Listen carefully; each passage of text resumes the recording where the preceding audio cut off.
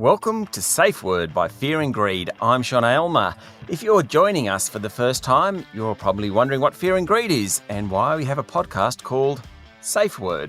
Well, Fear and Greed is Australia's most popular business podcast out every day. Safeword, on the other hand, is about all those other businessy stories and things that aren't really news, but we just like talking about. Sometimes the discussion gets a little heated, a little bit uncomfortable, which is why we need a safe word. Every week, I'm joined by my colleagues from Fear and Greed. Adam Lang. Good morning, Adam. Good morning, Sean. Adam is a spreadsheet lover, cavoodle owner, a daily exerciser. You get the picture. Michael Thompson. Good morning. Hello, Sean. Michael's our token younger person, slightly irritable, as in he irritates us. He's a frequent swearer. Swear jars definitely for Michael. Hipster in some people's eyes. He's okay, I suppose. And I'm Sean Aylmer. I'm the sensible, considered, serious person on this one, the straight man, really. My job basically is to make Adam and Michael look a little bit better than they are. That's no mean task.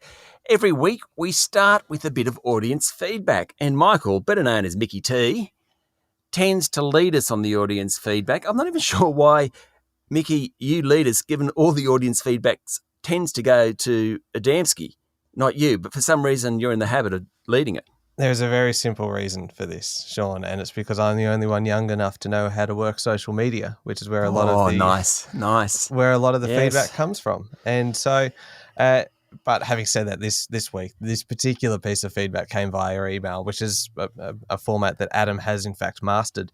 But the feedback was an email from a listener, and this is a woman who is a leader in her field, a very successful business owner, and so I'm going to actually leave her name out of it, probably for her own kind of protection and dignity here. The email was actually about a couple of other things, but it finished with this line, and it kind of took on the feel of a confession. We like that. If any part of the email was going to be whispered, it would have been this last line where she said, "I never thought I'd say this, but I'm loving the Safe Word show."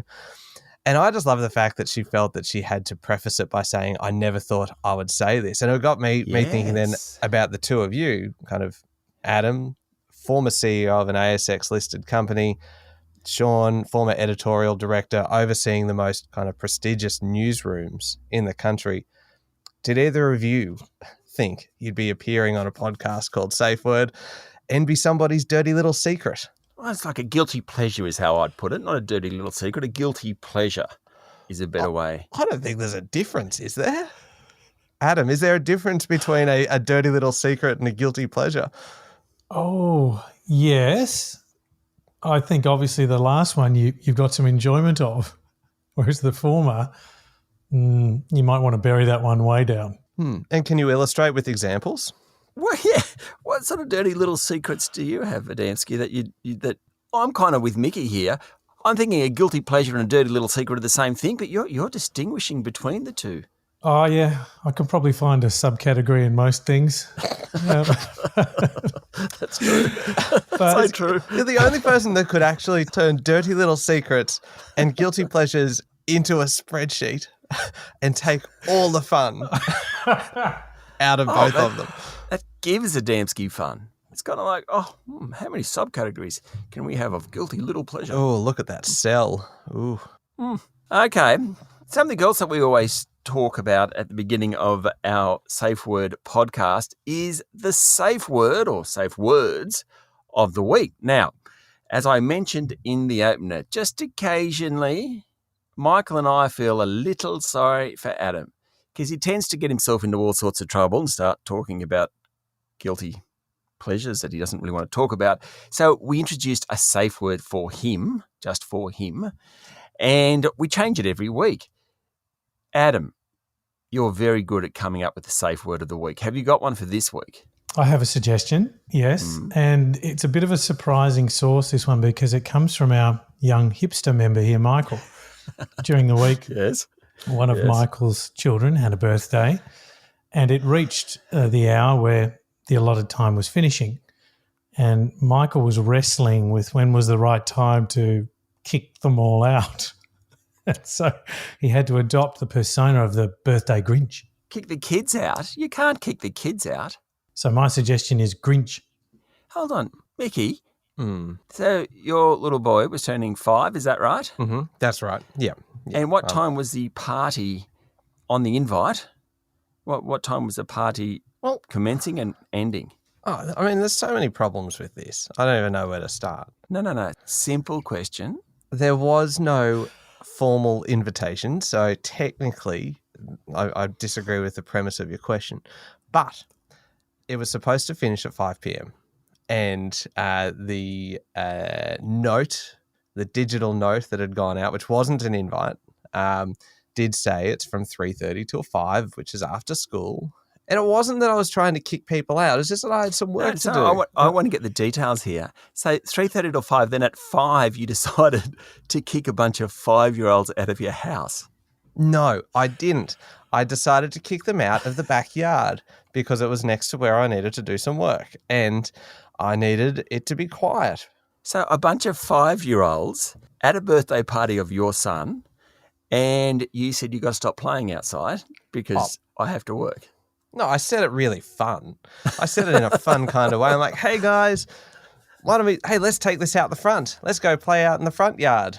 And they all just looked at me because there's no trampoline in the front yard, obviously. Like, there's lots of fun things to do out there. And they walked off and I'm like, suckers, there's nothing out there. So anyway, I would kind of partly agree with the whole Grinch thing, but it was partly. I gave them till 10 past 5. I think. Did you get the hose on them, Michael? Well, actually, that was a discussion. I did discuss that with another parent that was there, but we decided that. Oh, hold on. So there were parents there as well. So you were kicking the kids and the parents out. Well, yes, I was guiding. I was guiding them to a different part of the house. What's worse than a Grinch? What's worse than a Grinch? Oh, so hang on. Have we established that Grinch is the safe word? Because I want to invoke it right now. It was just a suggestion, but I think... No, it is. Okay.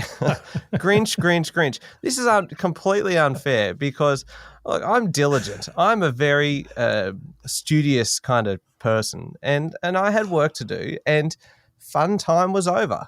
The party was over at 5. I gave them till 10 past 5, and it was actually bordering on 5:15 by the time the last kind of stragglers had moved out the front. I think that's pretty good. Plenty of latitude there.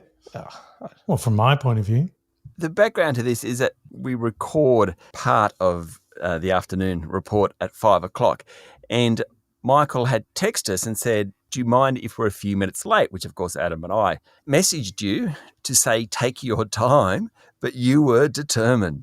It was going to happen as close to 5 as possible. Grinch. Okay, look, I called the safe word about, 45 seconds ago now, and you just completely disrespected my use of the safe word. Sorry, apologies. Pretty sure that goes against the principle of the safe word, that if I call it, you have to stop what you're doing. Okay, Michael, you have invoked the safe word, so we'll move on. Thank you. Adam. Yeah, Sean. Something you and I were discussing before is how Michael treat you and I. And for those who don't know us, Adam and I are very, very sprightly 50-something-year-olds. The bottom half, not the top half. Michael's a not so sprightly 30-year-old. Stop. Are you saying the bottom half? Cringe. The bottom half of you is very sprightly.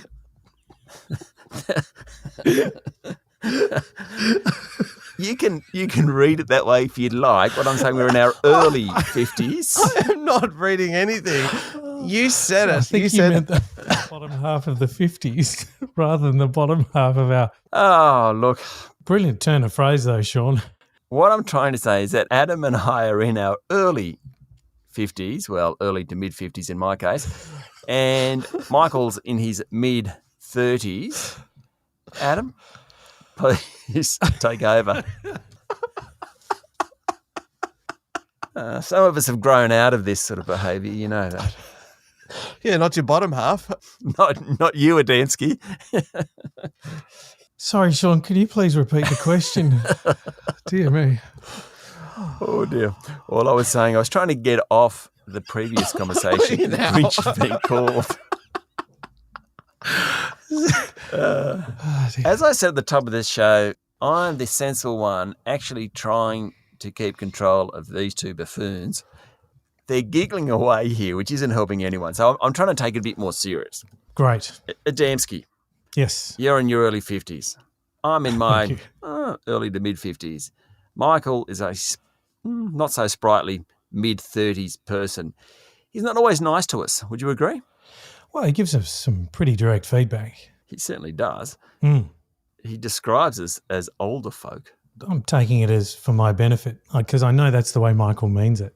Well, you're older than me. I mean, I'm just stating a fact. The marshmallow test, Adam. Yes. Tell us about it. Okay, so have you both heard of it? I have not. I haven't.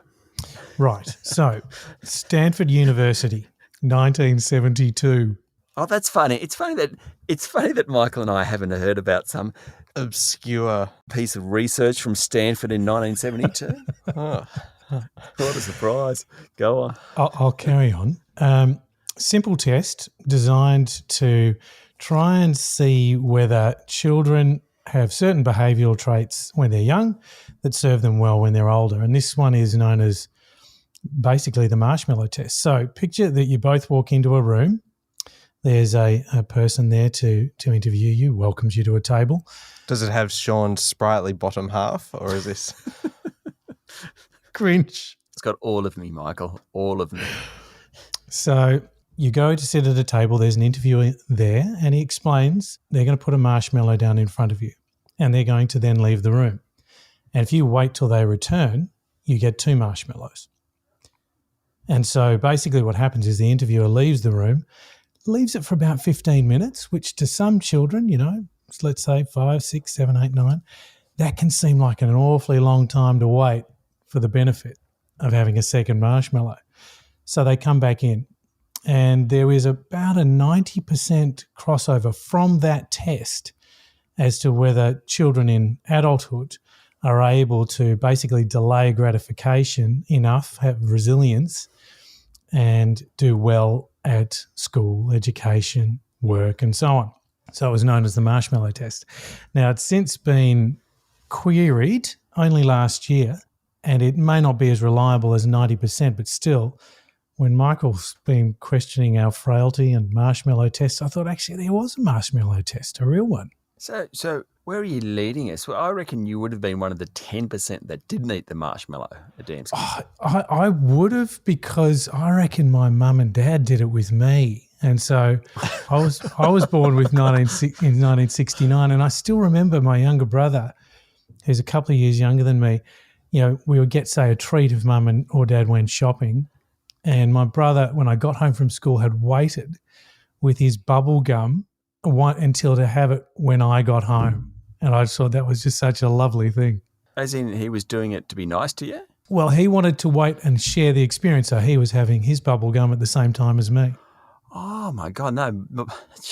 It's much more torturous in my family, whereby one of my brothers would deliberately not eat the Easter egg or whatever the treat was just so he could lord over us for the next 3 weeks. The fact that we'd scoffed it down within seconds, and then he just had this Easter egg is how I remember it most. Oh, there's value in that too. I would just never eat them. Easter eggs, I would eat some on the day and maybe have one the next day, and then the rest I would just leave and leave and leave. So I think I would have probably been one of those 10%, because the Easter eggs, even if it was dark chocolate, it would turn white before I even started to look at eating it. And you would typically see them thrown out the week before the following year's Easter. Yeah, Easter. No word of a lie. So I suspect I would probably be in the 10%. Maybe even in the 1% that never ate the marshmallow at all. There's the very early signs of a hoarder. I think you can see that. Yes. I would have eaten the marshmallow before the guy got out of the room. So there wasn't one there in the first place, sir. Hold on, before you go, sir.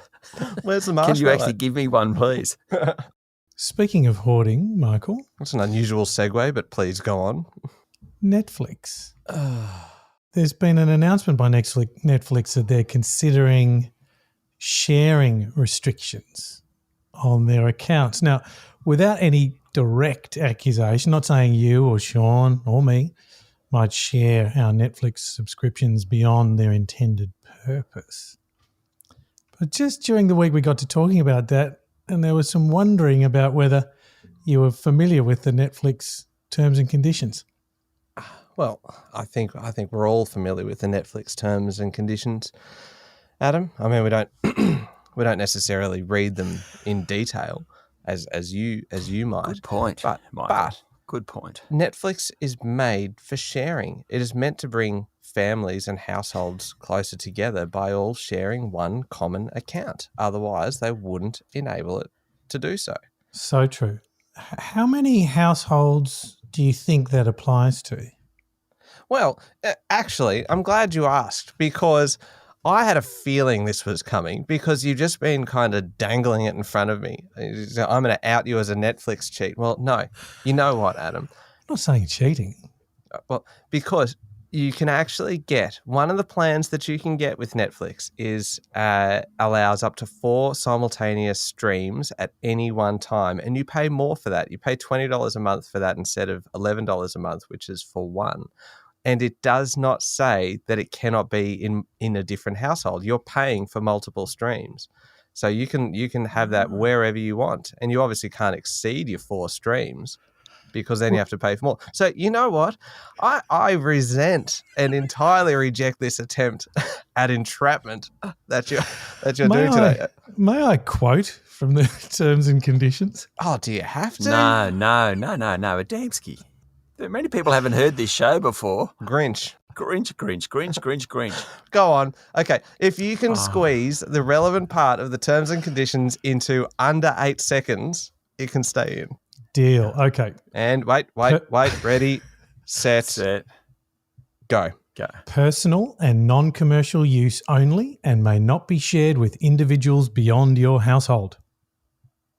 Yeah, that was 8 seconds. That's pretty good. Yeah, 8.5, so it doesn't count. Do you know Spotify have got a new product coming out too? Well, I've got an offer for an extra $8 a month. You can share your Spotify account with anyone from the same household. And so when they log in, they've got to put their address as the same household, but not beyond. I didn't realize that Netflix did the same because they hide that little bit in the terms and conditions, which people like you and me, Mickey, are never going to read. No. Thankfully, we've got Dembski as a friend. Well, thankfully. I'm looking at the Netflix website right now, and I can't even see terms and conditions, so I don't reckon they have any. You know what? I reckon you just made that up just then, Adam. It's an odd thing to have a streamer's consciousness. It is a quote. But if anyone's going to, it would be you. You know what? I disagree with what you said. I don't believe it. It's fake news. And you're going to carry on. And, well, I don't necessarily share Netflix with anybody, but I do believe that people should have the right to do so. We should just get a joint Fear and Greed account for Netflix and all 3 of us just dive on in. Everybody join. Yeah. Okay, I'm moving on because Netflix could listen to this and we'll be in trouble then. So let's not. I want to take on a topic which is very close to both your hearts. Health.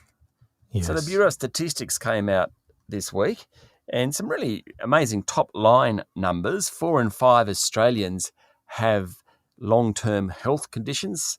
Half of all Australians have chronic health conditions. But it was when you got into the detail, which I thought was really, really fascinating. So, Adamski. Yes. Did you know that only 27% of Australians meet the physical activity guidelines put forward? They were last done in 2014. Do you know, don't think of yourself, do you know how much physical activity a person of that age, between 18 and 64, should do under the guidelines in a week? Have a guess. Oh, look, I don't know, but I'm going by, what's the average recommendation seem to be the 10,000 steps or half an hour a day? So you're at 3.5 hours a week. Yeah. Which is about spot on. It's actually not that much. I mean, how much would you do? I know, you've got broken your ankle and you've hurt yourself and you're 52 and you're really struggling. All that crap aside, how much activity would you do a day? Oh, a little more than that. Yeah, I reckon. Do you run most days? Not most days. I do something most days, well, each day. Oh, what's that something? Well, I'm Grinch. I don't want to get into my exercise routine. Oh, exercise. Okay. Oh. Sorry, carry on. That's an unusual euphemism. Mickey, how much exercise do you do a week? Oh, I don't know. Not much. It would be... Getting rid of the kids out of the yard. That was like 10 minutes. Oh, yeah, you got to chase them around a bit. Oh, you know what? So maybe half an hour a week total. Are you serious? Seriously? Okay. You got good metabolism. You're skinny. Yes. Well, Adam just said something about 10,000 steps a day or half an hour. And who's doing 10,000 steps in half an hour? It would take me about 3 weeks to get up to 10,000 steps. I'm live a very sedentary lifestyle, and I'm proud of it. In fact, about a minute ago, neither of you noticed, but I was actually lying on the ground. Neither of you were talking to me, so I just took I just actually lay down flat on the carpet. I just thought, I'll jump up before they ask me a question. And I did. Okay, so you're totally inactive. That's what we've found out. Now, Michael and I were discussing this through the week at Adamski, and another thing that came out from the Bureau of Statistics is how much alcohol people should consume under guidelines. Now, basically, no amount is safe, but there are guidelines for it. And I asked Michael how much alcohol is safe under the guidelines. Again, they were done in 2014. Now, the answer across 7 days is 10 standards and certainly no more than 4 on any one day. So I said, Mickey, how much do you think is safe?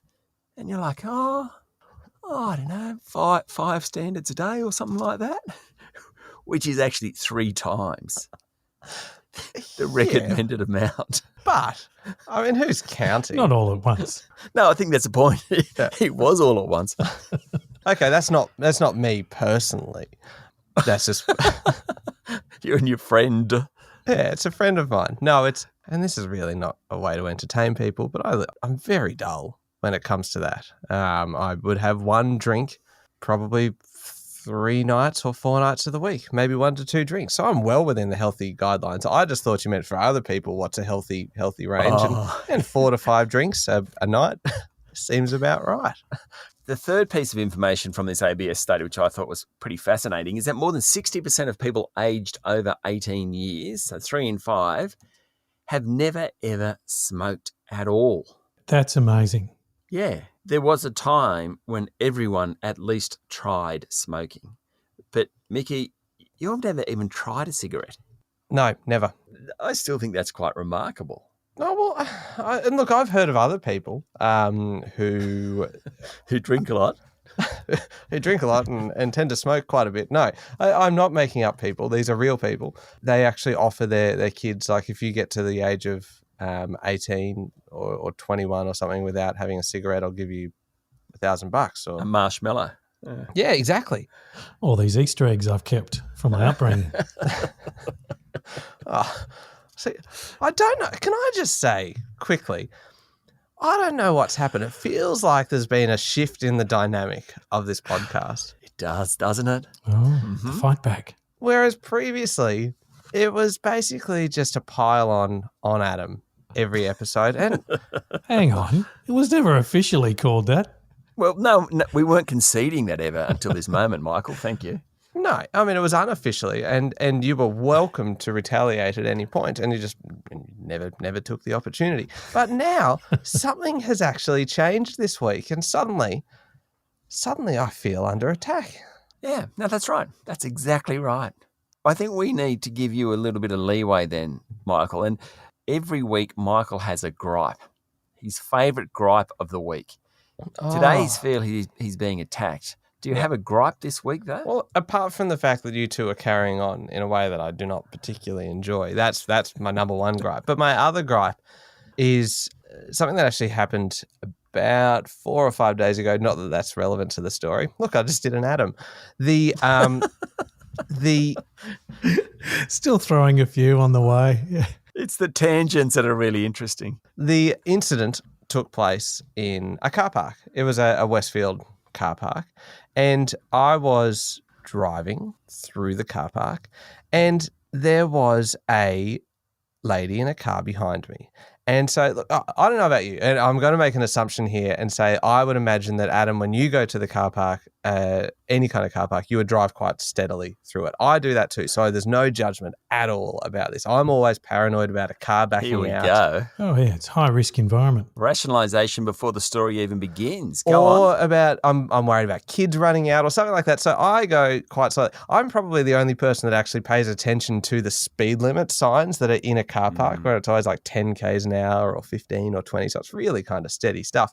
So anyway, I'm just cruising along in the car through the car park, and it's a massive car park because it's a Westfield. So they're all huge, and this car behind me just starts honking me just again and again and again. And it's a young female driver with what I'm guessing was her mum sitting in the car next to her. And so the daughter is just there, just leaning on the horn. And then the mum starts waving and gesturing at me. And she was getting so angry. And the daughter just kept on honking. It was intense. So what do you do in that situation? Oh, totally slow down. I slowed right down. Reduce speed. Yep. Excellent. Probably halved my speed. Good work, Mickey. Then I found a park and I took my time to park. And so instead of just backing into it quickly, I kind of took my time lining it up one way, and then I came around slowly and I'm like, oh, better adjust that a little bit, and went forward again and back, and then just so slowly crept into it. And then they are just cruising past me, just leaning on the horn, and the mum's giving the finger out the window as she goes past. So it escalated quite a little bit. And so I'm like, okay, good on them. They're going shopping. They're doing their bit for the economy. But seriously, was that really necessary to get just so angry? There's no kind of medical center or anything in the shopping center. So it's not like they were late for a medical appointment or anything like that. There is a cinema there, so maybe they were late for a movie. Does not justify carrying on like that. So, look, I don't know. What would you have done? Clearly, Sean, you would have slowed down and probably got the same results. To a crawl. Adam, I don't know. You... In a kind of fight or flight kind of scenario, Adam is a fighter, so I reckon you probably would have almost just reversed into them. I think he would have indicated correctly to the left, pulled over smoothly, put his hand out, waved them through, apologised as they went past, and then moved back correctly into the middle lane and continued on. Oh, you should have heard Shan. She was in the car as well. And I'm a fairly placid kind of character. Ouch. Welcome to first grade. Shan. She was getting angry. She was absolutely raging. She came up with all of these revenge plans, all of which involved malicious damage to the vehicle. Because we saw where they parked, and then they were in front of us on the travelator heading down into the shopping centre. Towards the medical centre. It continued on the escalator. They were like just staring at us and gesturing at us the whole way. I'm like, oh my God. Don't you love that hour after that happens, particularly if you don't see them and will never see them again, you think in your mind what you should have done, what would have been really cool to have done to them? Yeah. And you go through all sorts of... I was happy with the response, I wasn't kind of regretting it because I did exactly what I wanted to do, which was slow down and aggravate them a little bit more. Make the situation more memorable for them. Well, yeah, like, you know what? Nothing gives you the right to carry on like a complete moron like that. So that's crazy. I'm going to teach you a lesson. Okay, I'm calling a time on that one. We'll be back in a moment.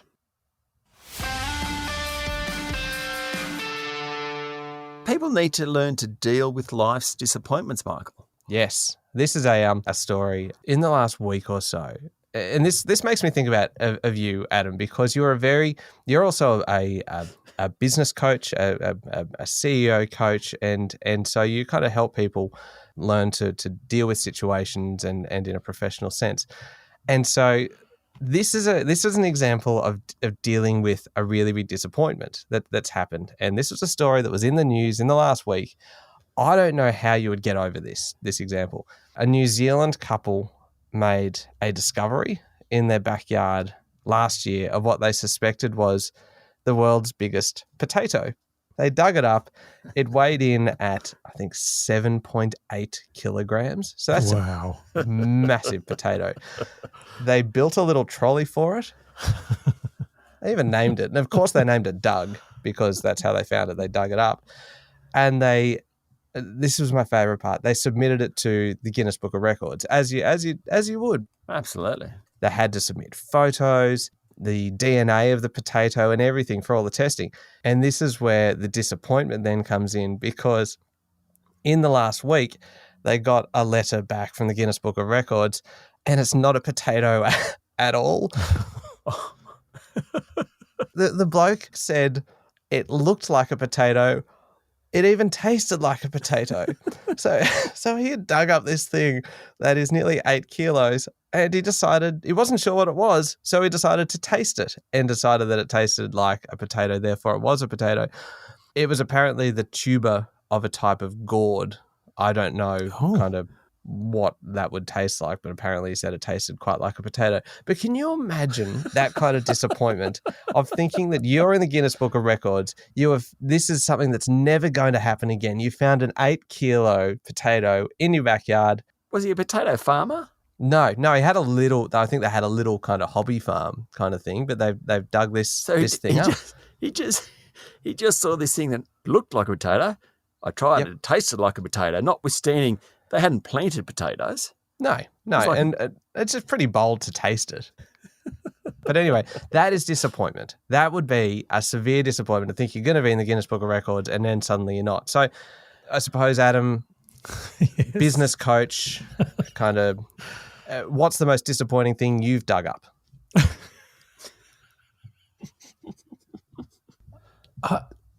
Michael, genuinely, I don't know how to answer that. I thought, you know what? I'm going to try and stitch Adam up as best I can and ask him the least relevant question and the question that he is going to be least equipped to answer. So anyway, fine. Noted. Adam has never dug up anything disappointing. Okay. I've had a couple of thoughts. One of them was very tangential. So, in the time before Fortnite on the internet machine, kids, there were spud guns. And when you were talking about this giant potato, I was thinking, what a wonderful war you could have with a spud gun, a potato that big. That was obviously a tangent. Yes, that was quite. When you say spud gun, do you mean like the little ones that you would kind of dig it in yes. and it would scoop out a little bit? Because then you have a potato cannon. Well, there's another form of potato cannon called a car. Do you remember that? This was a terrible thing to do to a car, but you'd stick a potato in the exhaust pipe and wait for the pressure of the fumes to build up and eventually it would fire out. Did you ever do that, Adam? No. But someone you know did, I'm assuming. Yeah, a friend. Yes. A friend. But, whenever you take on a new gig, and this is probably a bit more linear to your point, Michael, you always dig up something. Tangential, linear, go on. You always dig up something. There is always things. So for anyone who's started a new job, you have the expectation and you have the hope, and then sometimes it meets the hope, sometimes it meets the expectation, but there's generally a few things that you find out and you just go, oh my God, I never expected that. And practically every job I've done or everyone I've coached has had those moments. Sean, I don't know about you.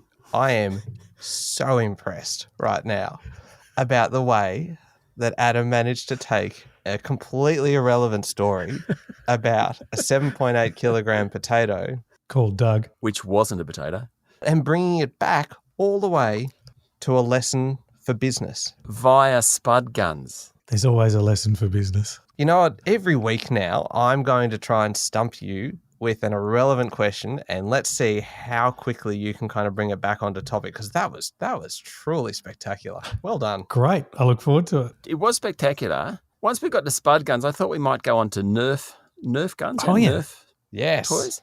Do you know they've got a new owner this week? The company who owns, is it Nerfs? That's right. Yeah. Guess who the new owner is? Mattel. No, Berkshire Hathaway, Warren Buffett. What, they bought the whole thing? Well, they bought the company that owns Nerf guns amid many other things. They spent about $12 billion on it. But now Warren Buffett has an endless supply of Nerf guns. Which I'm sure for a 91-year-old, that will be very, very useful. And soft sporting goods. Yes. Because he probably couldn't afford to buy them. No. What's he worth? About $100 billion or something? Yeah, he's a bit more than that now.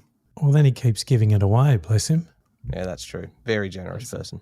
Right, I think we're coming to an end. Michael, Adam, we don't really ask this normally, but I'm going to. Is there anything else either of you would like to contribute that actually might cause a listener to come back next week?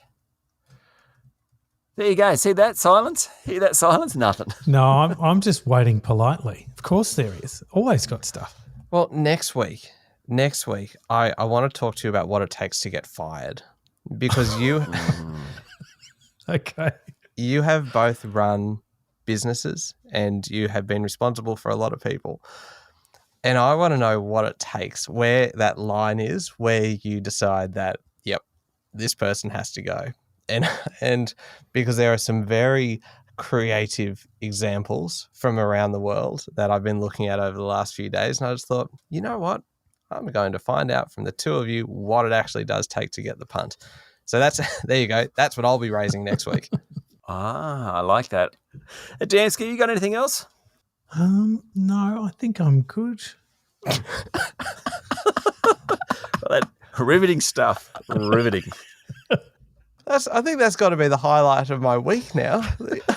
Adam manages to link a potato back to a work lesson, but doesn't have an answer when Sean asks him, is there anything you're going to mention next week? You know, I don't want to start. We've got to stop sometime, don't we? Yeah, good point. Quick fire. You know, we did have during the week, Mickey, correct me if I'm wrong, we have a regular ops meeting. Yes, we do. And we got to a point where we're running out of time, and Adam runs them. He is the grand poobah. We both look up to him enormously. And he said, look, I've just got some, actually it was rapid fire comments to make. 17 minutes later, we wrapped up. And this is only a 30-minute meeting. Rapid fire, I don't know if there is actually a dictionary definition of what rapid fire is, but I'm pretty sure it's not 17 minutes out of 30. Well, is it? Well, wasn't it gold though? Those 17 minutes. What's the safe word? Grinch. Yeah, Grinch. Okay, that'll do us, I think. Michael, thank you for joining us this morning. Thank you, Sean. Adamski, as always, thank you. Thank you, Sean. That was Safeword by Fear and Greed. Don't forget to hit follow so you can get a new episode every week. Tell your friends, your family, your colleagues, tell everyone. I'm Sean Aylmer. Have a great day.